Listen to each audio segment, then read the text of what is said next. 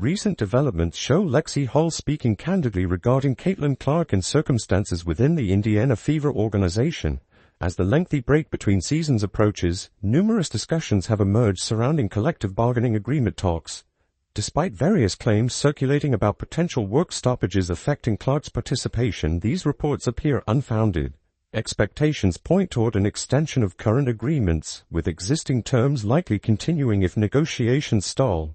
Given the league's current momentum and significance, a complete shutdown seems improbable due to various political considerations involved. Hull has been actively engaging with media outlets during this period, establishing herself as one of the most prominent figures in current off-season conversations. Analysts anticipate substantial financial offers coming her way based on her demonstrated skills and contributions. A recent piece titled "Lexie Gets Real" about Caitlin Clark, Indiana Fever locker room and off-season uncertainty has garnered attention across basketball communities. The situation surrounding Hull's future remains uncertain, with opinions split regarding her potential return. While staying appears beneficial for franchise continuity, financial considerations could influence decisions. Indiana may hesitate to offer maximum contract terms, whereas other organizations might readily provide such compensation. Additionally, Hull's role fluctuated during the previous season between starting and reserve positions, though she primarily played significant minutes.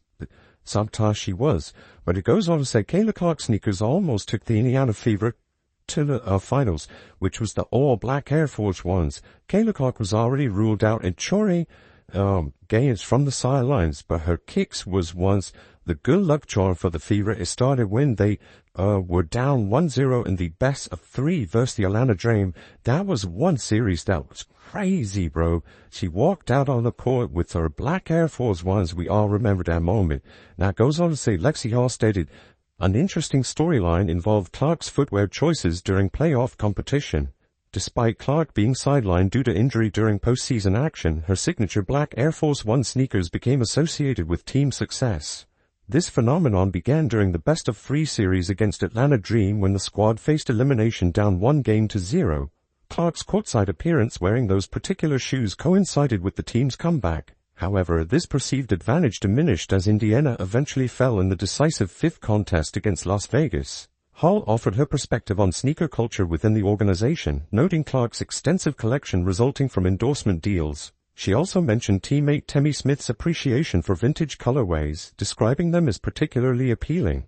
These comments came during Hull's appearance on Soul Retriever's platform, a popular channel showcasing celebrity residences and personal collections.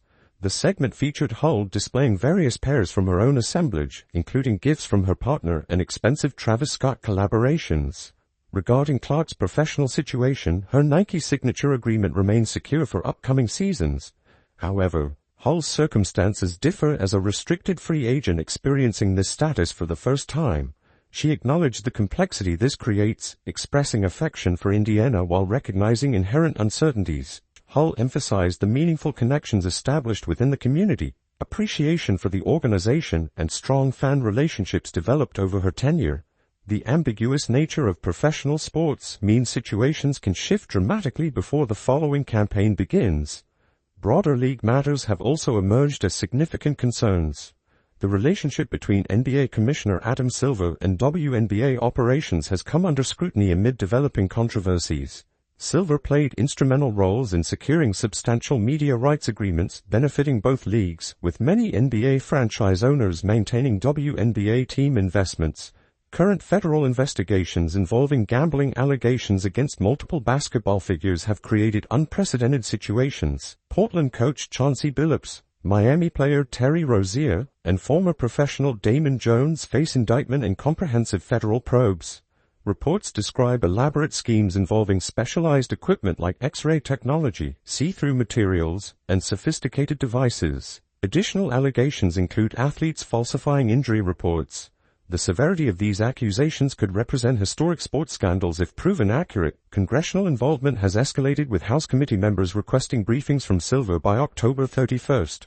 The Committee on Energy and Commerce, which previously investigated steroid usage in baseball, Olympic anti-doping protocols, and abuse cases, now seeks detailed information about basketball-related illegal gambling activities. Legislators want clarification on measures preventing non-public information misuse, whether existing conduct codes adequately prohibit such behavior, and if partnerships with betting operations require reassessment.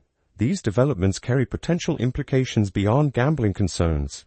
Previous reporting from Wall Street Journal highlighted alleged civil rights concerns regarding Clark's treatment, suggesting patterns of targeting warranting accountability. Some observers believe federal scrutiny of Silver could expose additional organizational issues, particularly given Clark's substantial public following and support base. The convergence of gambling investigations with other league controversies suggests possible domino effects affecting multiple parties. Speculation suggests Silver might cooperate extensively with investigators rather than accept sole responsibility. If allegations about prior knowledge of misconduct prove accurate, including any buried investigations, consequences could extend throughout basketball's administrative structures. The interconnected nature of NBA and WNBA operations means disruptions in one potentially impact the other. Sports betting landscapes may face dramatic restructuring depending on investigation outcomes. The situation surrounding Clark specifically draws attention due to her prominence and widespread fan support. Various political demographics have rallied behind her, making any confirmed mistreatment particularly sensitive. Should investigations expand into WNBA matters, the handling of star players could face intense examination alongside gambling-related concerns. Players in the American East Conference at D1, and he was all-conference team twice. He wasn't this NBA level guy, but a really good D1 level player. He used to spend his summers with Drew Holland. And he'd be there. So let's say there'd be 5 NBA players out. Embiid was there, Tatum was there in those summers. And then there was a couple of lower NBA players. So you'd have the 2 stars, which would be his main focus. And then he would have the NBA. Recent organizational changes within Indiana's coaching structure add another layer of complexity to these ongoing narratives.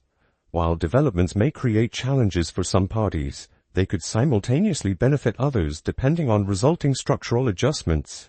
The timeline for congressional briefings suggests imminent disclosures that might clarify numerous outstanding questions. Multiple investigations proceeding simultaneously create unprecedented circumstances across professional basketball. Federal authorities examining gambling operations, media outlets reporting potential rights violations, and legislative bodies demanding transparency represent convergent pressures rarely seen in sports administration. How these various threads interconnect and what eventual outcomes emerge remains uncertain, but the scale suggests significant ramifications ahead.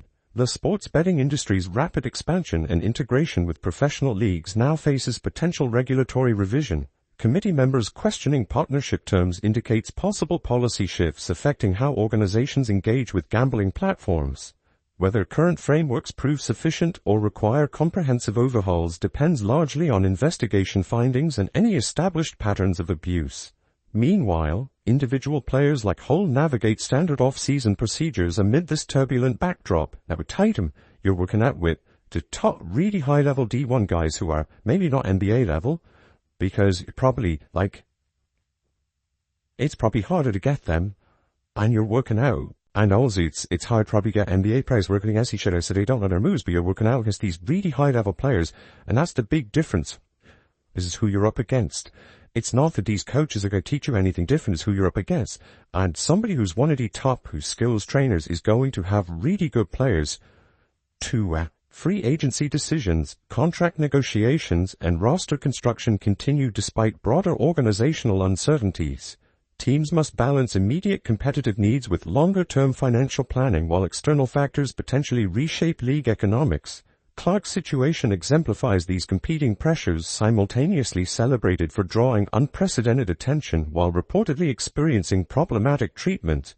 The contrast between public adoration and alleged workplace issues creates narratives extending beyond typical sports coverage into cultural and political domains. How leagues address these dynamics while managing legal scrutiny and maintaining competitive integrity represents substantial administrative challenges. Organizations face difficult decisions, balancing player welfare, competitive fairness, financial sustainability, and public perception. The intersecting controversies complicate already complex operational environments, potentially requiring fundamental reassessments of governance structures and oversight mechanisms. Whether existing leadership can navigate these challenges or requires replacement depends on forthcoming revelations and institutional responses. As October 31st approaches, the requested briefing may provide clarity regarding gambling investigation scope and potential league exposure. Subsequent developments could reshape professional basketball's administrative landscape, affect individual careers, and modify how sports integrate with betting industries. The ultimate impact remains speculative, but the unprecedented nature of simultaneous federal, media, and legislative attention suggests transformative possibilities across multiple dimensions of professional athletics. Recent revelations from Chris Brickley, an elite basketball trainer recognized globally, shed light on a concerning situation involving Caitlin Clark and the Indiana Fever organization. Brickley has worked with numerous NBA stars throughout his career, with Jimmy Butler among his prominent clients and Carmelo Anthony being his initial professional athlete. His reputation in the basketball training world stands unquestioned. The effectiveness of premium trainers often comes down to less about their specific techniques and more about the caliber of competition they provide access to. If he wants to work out with Caitlin Clark, High School, Indianapolis, realistically, you don't want to be in Indianapolis. You want to be where his base is, so you can get all the facilities, you can get all the benefits of that. That's who you're working out against, who you're working out with, who you're working out. The facilities are working out that you want, most coaches, there's no, Keith Porter can do, as far as the drills. Keith Porter can watch every trainer essentially run similar drills and exercises. The real advantage lies in who athletes face during their training sessions. A former standout player from the American East Conference who achieved all-conference recognition twice at the D1 level would spend summers training with Drew Hamlin. During these sessions, NBA stars like Joel Embiid and Jason Tatum would be present, working against each other and alongside elite collegiate players brought in specifically to serve as challenging practice partners. This arrangement benefits everyone involved. Keith Porter can watch anybody can watch a clinic of a coach. You can watch a Chris Brickley clinic, and you can go through those drills. The difference is there's little things about why these are really good trainers, and by just bringing him over to Indianapolis takes away a lot of that. It does take away a lot of that. So obviously the Indiana Fever were not letting Caitlin go train New York last year. While the Indiana Fever fucked her up badly last. When top NBA talent needs scrimmage opponents, they require high-caliber athletes. Elite D1 players get recruited to provide that competition. The opportunity to train alongside and against such exceptional talent creates an environment impossible to replicate elsewhere. Working out with Embiid means going up against Tatum and other premier athletes. The coaches don't necessarily teach revolutionary concepts. The transformational element comes from the competition level. Distinguished skills trainers attract outstanding athletes, creating networks where players can face male basketball competitors at exceptional levels. This dynamic differs significantly from training with someone like Keith Porter, despite his contributions to the sport. During a discussion, Brickley revealed that certain franchises impose restrictions on their players, particularly during early career stages. These organizations demand that young athletes remain with team facilities for their initial 3 years.